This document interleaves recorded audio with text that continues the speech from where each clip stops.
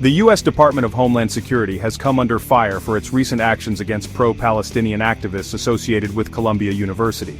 The arrests of Mahmoud Khalil, Laka Accordia, and the visa revocation of Ranjani Srinivasan have sent shockwaves through academic and activist circles, raising serious concerns about the state of free speech and the rights of international students in the United States. Mahmoud Khalil, a Syrian-born U.S. green card holder and graduate of Columbia University, was arrested on March 9, 2025 in New York. He was subsequently flown to a detention center in Louisiana and is facing deportation. The government alleges that Khalil has ties to Hamas, a designated terrorist organization, and that his activism constitutes material support for terrorism. Adding to the growing controversy, Palestinian activist Laka Accordia was arrested on March 14, 2025 in New Jersey. DHS claims her student visa was terminated in 2022 due to lack of attendance at Columbia, where she was a student. This arrest follows a previous detention in April 2024 for protesting at the university.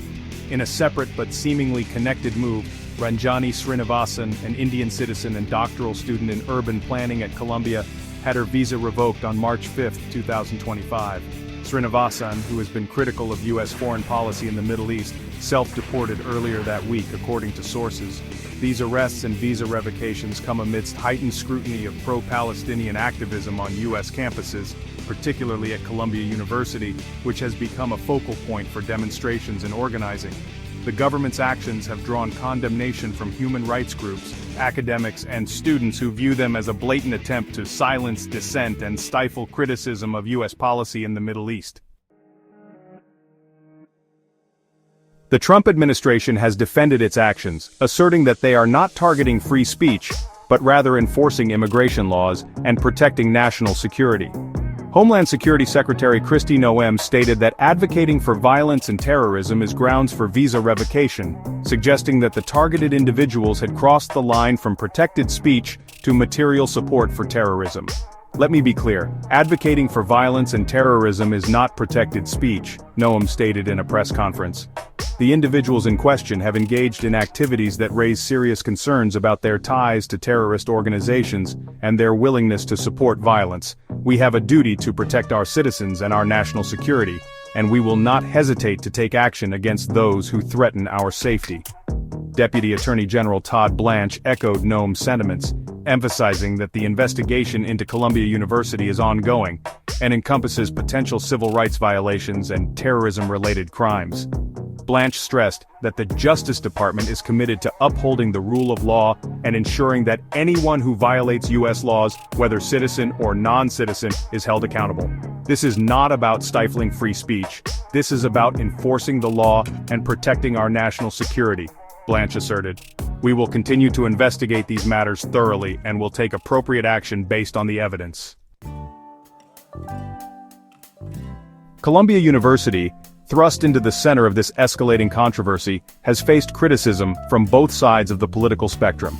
The Trump administration has accused the university of fostering an environment hostile to Jewish students and failing to adequately address anti-Semitism on campus.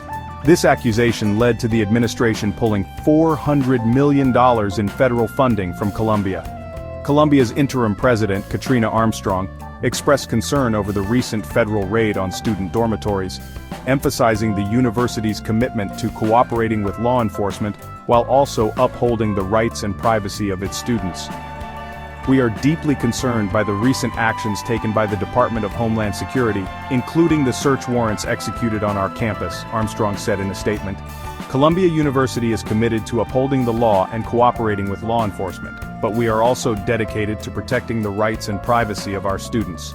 The university has also faced pressure from pro-Israel groups who allege that the administration has turned a blind eye to anti-Semitism and incitement of violence against Jewish students. These groups have called for stricter measures to be taken against students and faculty who engage in what they deem as hateful rhetoric and support for terrorism. The arrests and visa revocations have ignited a firestorm of debate about the limits of free speech, particularly for foreign nationals on U.S. soil. Legal experts point out that while the First Amendment guarantees freedom of speech to all persons within the United States, regardless of citizenship status, the government has broader latitude to revoke visas and deport non-citizens. Lawyers representing the activists argue that their clients' activities fall squarely within the bounds of protected speech, and that the government's actions are politically motivated and designed to silence criticism of Israel. They contend that the government has failed to provide concrete evidence of material support for terrorism, relying instead on vague allegations and guilt by association. The government's case is built on a foundation of sand, stated Ramzi Qasim, a lawyer representing Ranjani Srinivasan. They have presented no credible evidence that our client has engaged in any activity that could be construed as material support for terrorism. This is a clear case of the government targeting an individual for her political views. The outcome of these cases will have profound implications for the future of free speech and academic freedom in the United States. A victory for the government could embolden further crackdowns on dissent, particularly from foreign nationals, while a victory for the activists could serve as a crucial check on executive power and reaffirm the fundamental right to free expression.